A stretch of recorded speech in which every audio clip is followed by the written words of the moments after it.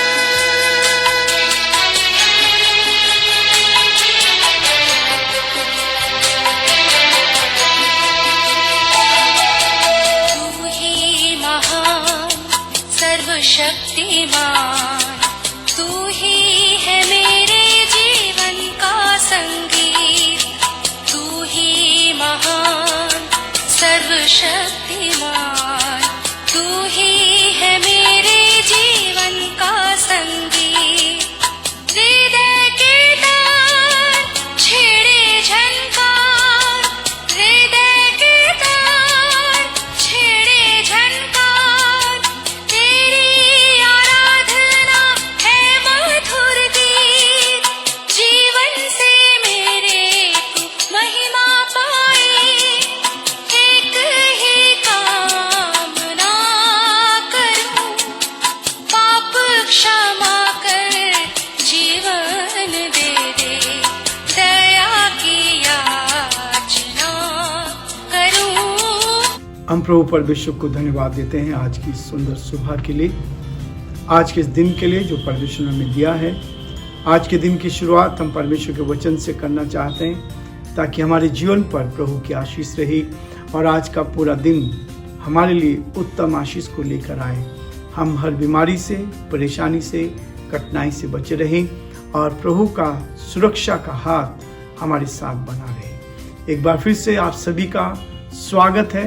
परमेश्वर आप सबको बहुत आशीष दे और मेरा विश्वास है कि आज का डिवोशन हम सब के लिए आशीष का, आनंद का कारण बनेगा। इससे पहले कि हम आगे बढ़ें, हम प्रार्थना करेंगे, अपने स्वरों को झुकाएं और प्रभु परमेश्वर से आज के पूरे दिन भर के लिए आशीष को प्राप्त करें। जीवन की अच्छी आशीषों को देने वाले हमारे उद्धारकर्ता परमेश्वर, हम आपके चरणों में झुके हैं। हम आपकी तारीफ करते हैं, आपकी प्रशंसा करते हैं कि आपने हमें जीवन दिया है। आज की सुंदर सुबह के लिए धन्यवाद, आज के इस दिन के लिए धन्यवाद। आपने हम पर करुणा की, रात्रि भर मीठा विश्राम आपने दिया, आपकी सुरक्षा हमें मिली, इसके लिए धन्यवाद प्रभु जी। हम धन्यवादित हैं कि आपने हमें एक जीवन दिया है, आपका हाथ हमारे साथ रहा। हम इसके लिए प्रभु आपकी स्तुति करते हैं, चाहते हैं पिता परमेश्वर आपकी करुणा हर पल हमारे साथ बनी रहे। पूरे दिन भर हमारे सारे भाई बहनों को आपके हाथों में सौंपते हैं, आपके अनुग्रह की दृष्टि चाहते हैं। जिनके कानों में आपकी आवाज जा रही प्रभु, वे कान प्रभु जी आपकी आशीष को प्राप्त कर सके, उस घर में आपकी उपस्थिति बनी रह सके। एक एक जन को आपके हाथों में सौंपते हैं, जो बीमार है, परेशान है, कठिनाई में है, हॉस्पिटल्स में एडमिट है प्रभु, आप उनकी सुधि ले परमेश्वर। जिनके पास आज के दिन में भोजन नहीं है, उनके लिए भोजन का प्रबंध करें प्रभु। जो लाचारी में है, उनकी लाचारी को दूर कर हम आपके हाथों में सौंप देना चाहते हैं। प्यारे परमेश्वर, हम प्रार्थना और विनती करते हैं हमारे इस देश के लिए प्रभु। इस देश पर आपके अनुग्रह की दृष्टि चाहते हैं। इस देश में जो समस्याएं हैं आपके नाम में सुलझ सके प्रभु। हमारे प्रधानमंत्री पर आपकी आशीष हो, उनको बुद्धि और ज्ञान से परिपूर्ण करें प्रभु। हमारे इस प्रदेश के लिए धन्यवाद, धन्यवाद। इस प्रदेश में आपने में रखा है प्रभु कि राजस्थान प्रदेश के लिए हम दुआ कर सके। इस प्रदेश पर आपकी आशीष चाहते हैं और प्रभु जी यहाँ के मुख्यमंत्री अशोक गहलोत जी को, उनकी पूरी टीम को हम आपके हाथों में सौंपते हैं। आत्मा, सामर्थ, शक्ति से भर दे पिता परमेश्वर, बुद्धि ज्ञान से परिपूर्ण कर दे। इस प्रदेश का संचालन करने में आप उनकी मदद करें, ताकि सब बातों में आपका नाम ऊंचा किया जाए। अंधकार की ताकत दूर हो प्रभु। आपने कोरोना को हराने में मदद की, हम इसके लिए धन्यवाद देते हैं। हमारे सारे भाई बहनों को सुरक्षित रखें, ताकि आनंदित और खुशहाल रहकर आजादी के साथ प्रभु जी आपकी महिमा कारण बन सके, और जो आपकी योजना है प्रभु वो आपके नाम से पूरी की जाए। हम बड़े आदर के साथ, दीनता, नम्रता के साथ इस प्रार्थना को अपने प्रभु, अपने उद्धारकर्ता यीशु मसीह के नाम से मांगते हैं, आमीन। प्रियो, आज का दिन प्रभु ने इसलिए बनाया है कि इसमें हम आनंदित हों, खुशहाल हो, परमेश्वर की महिमा करें। एक और नए विषय को लेकर मैं आज आपके सामने हूं। आपने सुना होगा क्रूस के बारे में। मसीह का क्रूस क्या है? यीशु मसीह क्रूस के ऊपर क्यों चढ़ाया गया? ये क्रूस हमें क्या देता है? इस क्रूस से हमें क्या सीखने को मिलता है? परमेश्वर का वचन इस बात को कहता है कि हम इस क्रूस से क्या सीख सकते हैं। मनुष्य के पाप का अंधकारपूर्ण प्रदर्शन है। ये क्रूस जो है मनुष्य के पाप का अंधकारपूर्ण प्रदर्शन है। मनुष्य तो अंधकार में था, मनुष्य अंधकार में जीवन जी रहे हैं। उससे छुटकारा देने के लिए ये क्रूस पर यीशु मसीह का बलिदान हुआ, और एक ही बलिदान के द्वारा हम सबका छुटकारा हुआ। ये क्रूस के पाप का अंधकारपूर्ण प्रदर्शन है। प्रेरितों का काम उसका 5 अध्याय दिया पढ़ेंगे, और उसके 27, 28, 29 पद को मैं आपके सामने पढ़ूंगा। जब पतरस और चेले सेवा कर रहे थे, उनके साथ क्या हुआ? जब उन्होंने प्रभु के चमत्कार करना शुरू किया, जब प्रभु बड़े बड़े चमत्कार उनके द्वारा कर रहे थे। प्रेरितों का काम उसका 5 अध्याय 12 पद में लिखा है, प्रेरितों के हाथों से बहुत चमत्कार और चिन्ह और अद्भुत काम लोग के बीच में दिखाए जाते थे, और वे सब एक चित्त होकर सुलेमान के ओसारे में इकट्ठा हुआ करते थे। लेकिन इसका क्या परिणाम हुआ? वो यीशु मसीह का संदेश यरूशलेम में दे रहे थे, उस स्थान पर जहां वो पैदा हुआ था, जिस स्थान में वो थे, और वहीं पर लोगों ने उसका विरोध करना शुरू किया। जब चेले उस सच्चाई को बता रहे थे कि यीशु मसीह इस संसार में क्रूस के ऊपर चढ़ाया गया, तुम लोगों ने उसको क्रूस के ऊपर चढ़ा दिया, बेगुनाह को वहां गुनहगार ठहराकर उसको क्रूस पे चढ़ा दिया। जब वो संदेश दे रही थी, तब क्या होता है? 27 पद में लिखा है, उन्होंने उन्हें लाकर महासभा के सामने खड़ा कर दिया, उनको पकड़ लिया गया, उनको इस बात के लिए कहा गया कि तुम लोग क्या कर रहे हो। यीशु का संदेश उस देश में भी आज लोग कहते हैं धर्म परिवर्तन नहीं। यरूशलेम में तो यीशु मसीह पैदा हुआ था, वहां पर वो पैदा हुआ और उस जगह पर भी लोगों ने उनका विरोध किया, और ना केवल विरोध किया पर उनको जेल खाने में डाल दिया। यहां लिखा है उन्होंने उन्हें लाकर महासभा के सामने खड़ा कर दिया। तब महायाजक ने उनसे पूछा, क्या हमने तुम्हें चिताकर आज्ञा न दी थी कि तुम इस नाम से उपदेश ना करना? तो देखो तुमने सारे यरूशलेम को अपने उपदेश से भर दिया है और उस व्यक्ति का लहू हमारी गर्दन पर लाना चाहते हो। यीशु को उन्होंने क्रूस पर चढ़ाया। यहूदी लोगों ने यीशु मसीह को क्रूस पर चढ़ाया है। उन्होंने कहा इसका लहू हम पर, हमारी संतानों पर होगा, और उसका परिणाम उन्होंने देखा। उसका परिणाम देखा। सन 70 में सारे यहूदी यरूशलेम छोड़कर चले गए, पूरी दुनिया में फैल गए। प्रभु यीशु मसीह का ये बलिदान जो हमें छुटकारा देता है, वो क्रूस समय इस बात के लिए कहती है मनुष्य के पाप का अंधकारपूर्ण प्रदर्शन था। और यहां पर चेलों को भी कहा गया, उन चेलों को आज्ञा दी गई कि तुमने क्या किया, इस यरूशलेम को उसके उपदेश से भर दिया है।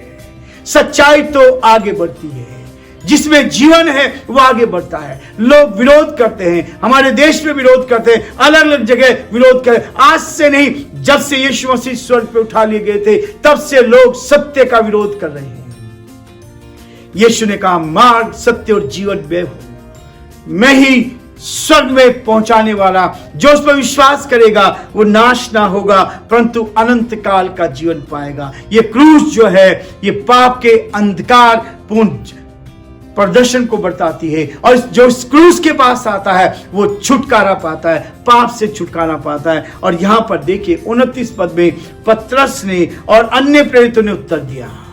क्या कहा? मनुष्यों की आज्ञा से बढ़कर परमेश्वर की आज्ञा का पालन करना ही हमारा कर्तव्य है। प्रियो, यदि वो चेले उस दिन वहीं पर बंद हो जाते, वो कहते नहीं हम जेल खाने में चले गए हैं, वो डर जाते, सुसमाचार का प्रचार नहीं करते, यीशु की गवाही नहीं देते, तो आज हम नहीं बचाए जाते। आज हम बचाए गए हैं तो उसके पीछे उन लोगों को जिनको जेल खाने में डाल दिया गया, यरूशलेम में भी, इजराइल में भी उनके ऊपर अत्याचार किया गया, जहां पर यीशु मसीह को उन्होंने यीशु मसीह की पैदाइश हुई थी। प्रियो, दूसरी चीज वो कहता है परमेश्वर के प्रेम का चमकदार प्रदर्शन है। पहला अंधकारपूर्ण समय का, उस समय जो अंधकारपूर्ण समय था उसका प्रदर्शन है, पर प्रभु यीशु मसीह दुनिया में ज्योति बन गया। उसने कहा तुम जगत की ज्योति हो, मैं जगत की ज्योति हूं। उस क्रूस के ऊपर उसने बलिदान दिया। लेकिन वो कहता है परमेश्वर के प्रेम का चमकदार प्रदर्शन क्रूस है। ये प्रदर्शन है, और इस प्रदर्शन को जब हम देखते हैं, ये परमेश्वर के दासों ने इस बात को बहुत स्पष्ट रीति से किया है। यदि आप पहला यूहन्ना उसका 3 अध्याय और उसके 10 पद को निकालेंगे, और मैं आपको आपके सामने पढ़ूंगा 8, 9 और 10 पद, जिससे हम इसको और अच्छे से समझ पाए। वचन जितना अधिक हम पढ़ते हैं उतना अधिक परमेश्वर आशीष देता है। 3 अध्याय, पहला यूहन्ना 3 अध्याय 8 पद में लिखा है, जो कोई पाप करता है वो शैतान की ओर से है, क्योंकि शैतान आरंभ ही से पाप करता है। परमेश्वर का पुत्र यीशु मसीह इसलिए प्रकट हुआ कि शैतान के कामों को नाश करे। जो कोई परमेश्वर से जन्मा है वह पाप नहीं करता, क्योंकि उसका बीज उसमें बना रहता है, और वह पाप कर ही नहीं सकता क्योंकि परमेश्वर से जन्मा है। 10 पद कहता है, इसी से परमेश्वर की संतान और शैतान की संतान जाने जाते हैं। जो कोई धर्म के काम नहीं करता वो परमेश्वर से नहीं, और न वह जो अपने भाई से प्रेम नहीं रखता है। प्रियो, आज संसार में हम हैं। 2 चीजें आप बता दी है, जो पाप करता है वो शैतान की ओर से है, जो पाप नहीं करता वो परमेश्वर की ओर से है। जो धार्मिक काम करता है इसी से परमेश्वर की संतान और शैतान की संतान समझे जाते हैं। यही संदेश लेकर हमें, इस संदेश को हम एक दूसरे को बांट रहे हैं। यही संदेश है, सत्य को जानो, सत्य तुम्हें आजाद करेगा। सत्य आजाद करेगा। प्रियो, सत्य हमें आजाद करने के लिए तैयार। तीसरी चीज वो कहता है, शैतान के पराजय की विशाल गवाही है। शैतान को हराया उस क्रूस के ऊपर। आखिरी दम तक शैतान ने कोशिश की थी कि यीशु मसीह को वहां से नीचे उतार दे, इस मौत पर नहीं। उसके साथ 2 डाकू लटकाए गए थे, एक दाहिने था, एक बाएं था। एक ने कहा कि तू हमें बचा और खुद को बचा ले, लेकिन दूसरे ने उसको डांटा। उसने कहा हम तो अपने कर्मों का फल भुगत रहे, लेकिन इससे तो कोई पाप नहीं किया था। और तब उसने कहा हे प्रभु यीशु, जब तू अपने राज्य में आए तो मेरी सुधि लेना। यीशु ने उससे कहा आज ही तू मेरे साथ स्वर्ग लोक में होगा। शैतान को पराजित किया, उसका विशाल प्रदर्शन है। उस पराजय का विशाल प्रदर्शन ये क्रूस है, जिस क्रूस के ऊपर यीशु मसीह चढ़ाया गया था। और ये क्रूस इस बात को कहते हैं, इब्रानी उसका 2 अध्याय उसके 14 पद में कहता है, इसलिए जबकि लड़के मांस और लहू के भागी हैं, तो वह आप ही उनके समान उनका सहभागी हो गया, ताकि मृत्यु के द्वारा उसे जिसे मृत्यु पर शक्ति मिली थी, अर्थात शैतान को निकम्मा करे। एक चमत्कार प्रदर्शन, शैतान को हराया। अदन की वाटिका में जो अधिकार मनुष्य छीन लिया था, शैतान ने उस अधिकार को प्रभु यीशु मसीह ने इस क्रूस के ऊपर आपको मुझे दिलाया है। क्रूस की कथा नाश होने वालों के लिए मूर्खता है, लेकिन प्रभु का वचन कहता है, प्रियो परमेश्वर का वचन मुझे और आपको और अधिक स्पष्टता से इस बात को कहता है। आखिरी चीज कह रहा है, मनुष्य के उद्धार का पराक्रमी काम है। ये जो क्रूस है ये मनुष्य के उद्धार देती है। इस क्रूस से शैतान की ताकतें भागती है। ये क्रूस है, जिस क्रूस पर विश्वास करता है, मनुष्य के उद्धार का पराक्रमी काम। ये जबरदस्त काम प्रभु यीशु मसीह ने इस क्रूस के द्वारा किया है। आज ये क्रूस मुझे और आपको प्रभु की निकटता में लेकर आते। 1 कुरिन्थियों उसका 1 अध्याय उसके 18 पद में लिखा है कि क्योंकि क्रूस की कथा नाश होने वालों के लिए मूर्खता है, परंतु हम उद्धार पाने वालों के लिए परमेश्वर की सामर्थ्य है, क्योंकि लिखा है मैं ज्ञानवानों के ज्ञान को नष्ट करूंगा और समझदारों की समझ को तुच्छ कर दूंगा। प्रियो, जो क्रूस की कथा तो नाश होने वालों के लिए मूर्खता है। यह संदेश दिया जा रहा है, क्रूस की कथा लोगों को बताई जा रही है। यीशु मसीह दुनिया में आया, निष्पाप रहा और उसको क्रूस पे चढ़ा दिया गया, और उसके बाद वो 30 दिन मृत्युओं से जी उठा। अभी ईस्टर आ रहा है, अभी 40 दिन के हमारे रोजे शुरू होंगे, जिसमें लोग बहुत धार्मिकता का जीवन जिएंगे, उपवास रखेंगे और प्रभु के साथ रिश्ता बना के रखेंगे। प्रियो, हमें ये बहुत अच्छा मौका मिला आज के दिन में कि हम उस चीज को, इस क्रूस को पकड़ ले, इस क्रूस की कथा को जान ले। ये क्रूस, मसीह का क्रूस जो है, हमें इस बात को बताता है मनुष्य के पाप का अंधकारपूर्ण प्रदर्शन है। ये क्रूस बताती है उस समय कि हमारा अंधकार में समय था। उसके बाद कहता है परमेश्वर के प्रेम का चमकदार प्रदर्शन ही करती है, परमेश्वर के प्रेम को दर्शाती है। शैतान पराजित हुआ, उसकी विशाल गवाही है।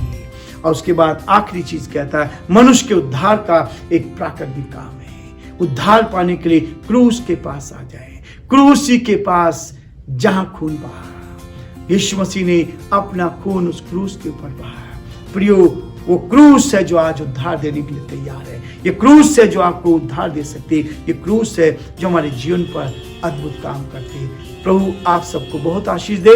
आज का दिन आपका आशीष में रहे और प्रभु की उत्तम आशीष को आप अपने जीवन में लेते चले जाएं और प्रभु की महिमा कर सकें। Thank you so much. अभी तक आप लोग हमारे साथ बने रहे। परमेश्वर का हाथ और उसका अनुग्रह आप में से हर एक के साथ बना रहे। Have a nice day. God bless you all. Stay home, stay safe.